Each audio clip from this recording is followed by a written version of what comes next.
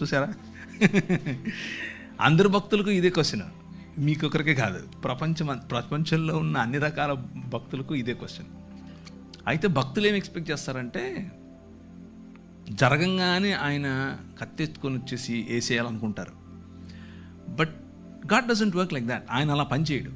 ఆయన ఏమంటాడు అని అంటే, నా ప్లాన్ ఒకటి ఉంది, నేను చేస్తున్నా. అప్పుడు హబక్కుకు కోపం వచ్చి దాన్ని ఏమంటారు, అలిగితాడు. అలిగి పై గోపురం ఎక్కి మఠం వేసుకొని కూర్చుంటాడు, నువ్వు చెప్పు నాకు ఇప్పుడు ఆన్సర్ అని.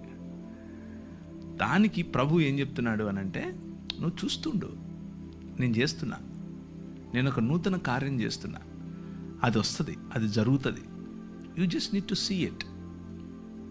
భక్తిహీనులు ఇలా అయిపోతే, భక్తిహీనులు అసలు భక్తి లేని వాళ్ళు మాకంటే తక్కువ నీతిపరులు వచ్చి మాకు బుద్ధి చెప్తారా అనేది ఆయన క్వశ్చన్.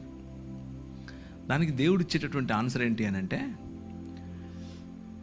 నువ్వు చాలా భక్తిపరుడు అని నువ్వు అనుకుంటున్నావు ఇశ్రాయేలు, యూదా, కానీ తూరు 2-3 సార్లు 4 సార్లు చేసిన తప్పు ఏదైతే ఉందో అది నీలో కూడా జరిగితే నిన్ను కూడా అలాగే పంపిస్తా.